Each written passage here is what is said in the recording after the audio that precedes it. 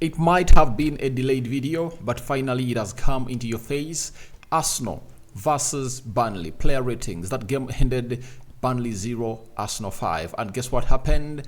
After Arsenal winning Burnley by 5-0, that was sent as a shocker to Man City, and they failed to obviously beat to beat Chelsea, and that game ended 1-1.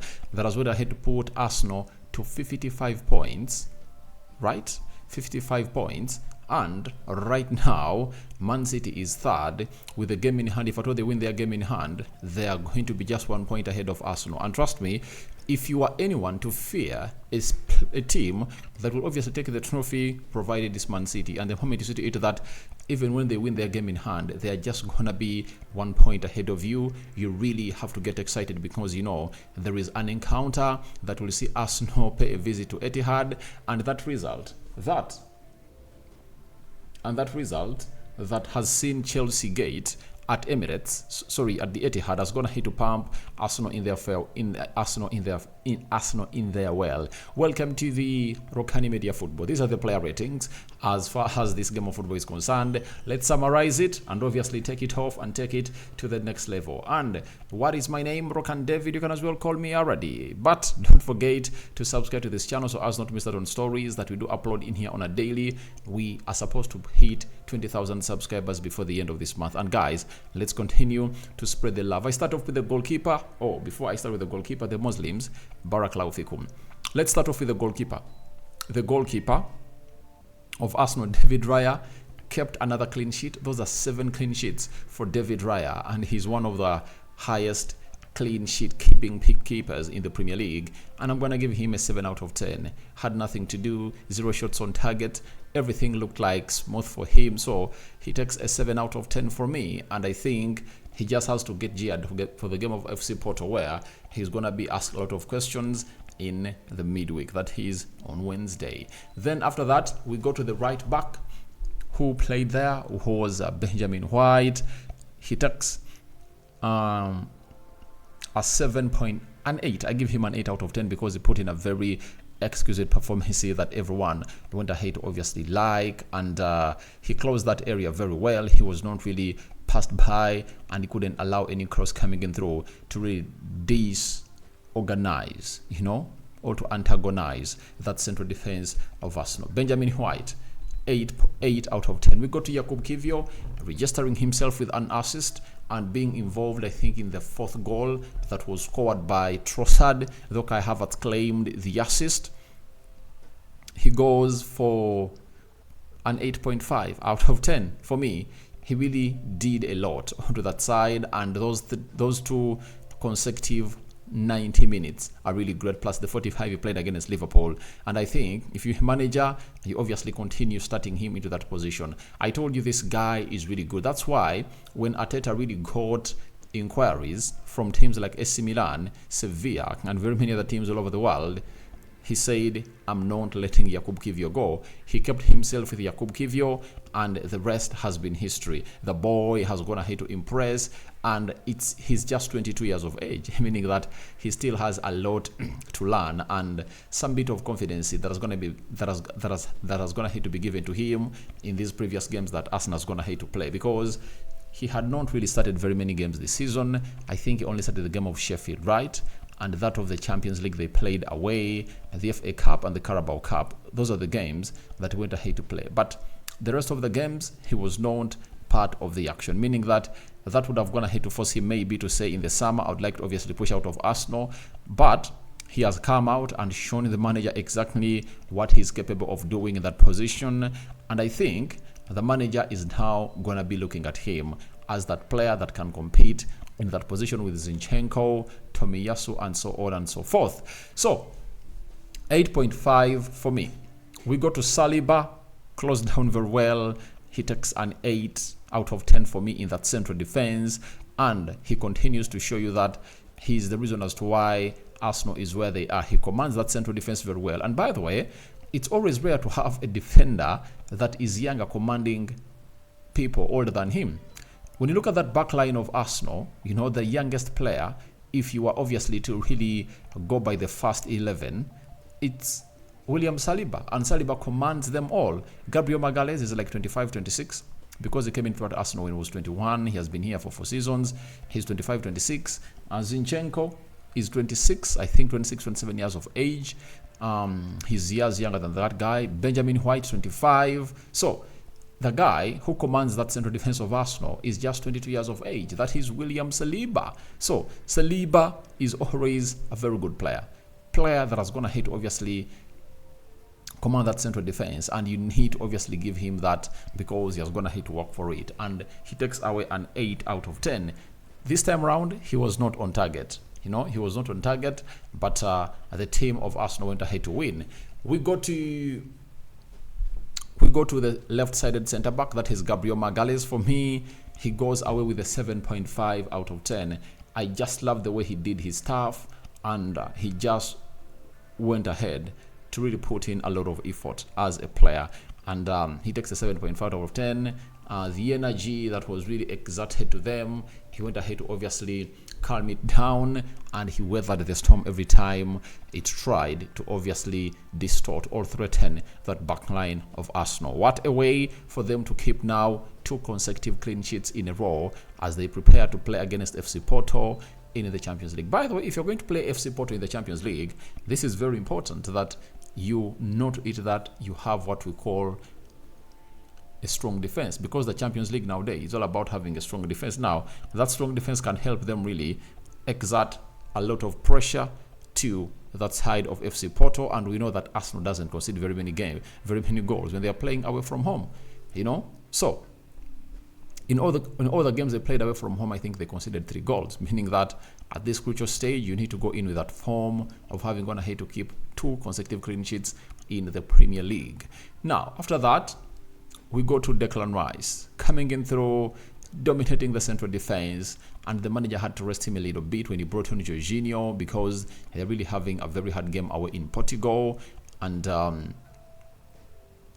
I give him an 8 out of 10. That is Declan Rice. He did all what he had to do. Interceptions, checkmates, passes, shielding the back 4 was at his mind, and he did it without hesitation. That is Declan Rice for you. Now, after that, we go to the other guy that played in the midfield. That was Leandro Trossard, a goal and an assist. Guys, this guy is really making people speak bad about Mikhailo Modric, but I told you I'm going to bring that video later. But all I want to let you know is that this guy is a sensational player. I've come here on several occasions and told you that Trossard is better than Martinelli. And people have said, Rokani, you are lying. And trust me, time is going to come and you guys are going to accept that Trossard is one of the best players at Arsenal. And by the way, I rate him highly, more than any player at Arsenal. And the reason is simple. This is a guy that has been rotated around in very many positions, and he has gone ahead to show to it that in every position that he's played, he really lives up to the expectation. This is what makes him a special guy. And for everyone who doesn't really put respect to this guy's name, needs to obviously come out and really get a better reasoning about him. This guy, he's really a special talent. He's a special talent, according to what he has gone ahead obviously produce in his career. And treat him with the respect he deserves, because he deserves maximum respect as a player. You understand? He deserves maximum respect as a player. When he's played as a left forward, he delivers. When he plays as a right forward, he delivers. When he plays as a number 9, he delivers. When he's played in the midfield, he delivers.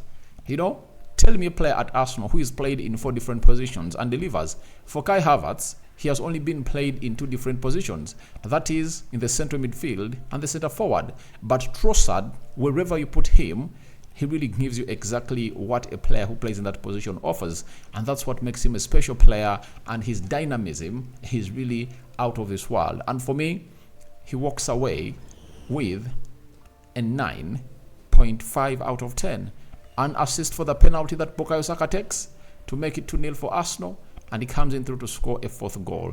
And in 3 consecutive games, this guy is really registering goals in every game that Arsenal is really playing. And I know he's going to be one of the big influences when Arsenal is really knocking out FC Porto, because FC Porto is this kind of team that is going to really let you pass around the ball, but they'll also really attack you. So for the moment Arsenal will have the ball, you really know that this guy will be really deadly.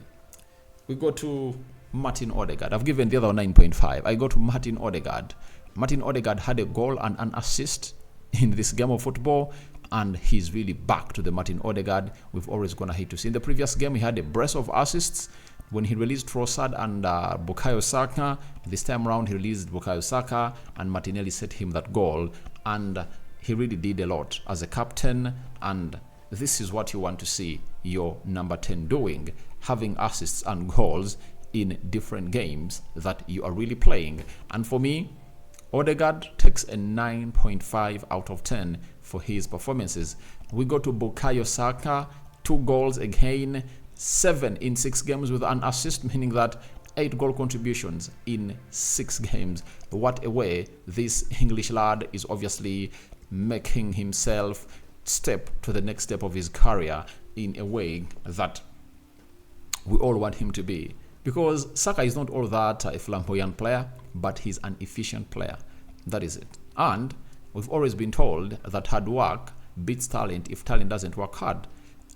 That massive hard work that he's putting in through is really keeping him up in the skies, taking his tally of the Premier League to 12, and he's having, I think, like 8 Premier League assists. That is Bukayo Saka for you. He played, I think, like 60, 70 minutes. He was taken off and rested. And this is what Arteta needs to do. You know, get him more rest, because this boy looked tired, but he is really up and running and living up to the expectation. That is the lad himself. That is Bukayo Saka. Taking away a 9.5 out of 10 for me. We go to Gabriel Martinelli. Martinelli, with an assist. I think he's still struggling. He takes a 7.5 out of 10 for me. That is it. That's what Martinelli really takes for me. Then we go to Kai Havertz, a goal and an assist again, a 9 out of 10 for me, for this guy. You know, people have always gonna hate to coming through and really not giving him the respect he deserves as a player, but he has gonna hate to show them that I'm the guy that will take you to where you deserve to be, and that is none other than Kai Havertz. Kai Havertz. After Kai Havertz, Reece Nelson came on through, 7 out of 10. Jorginho, 7.5 out of 10.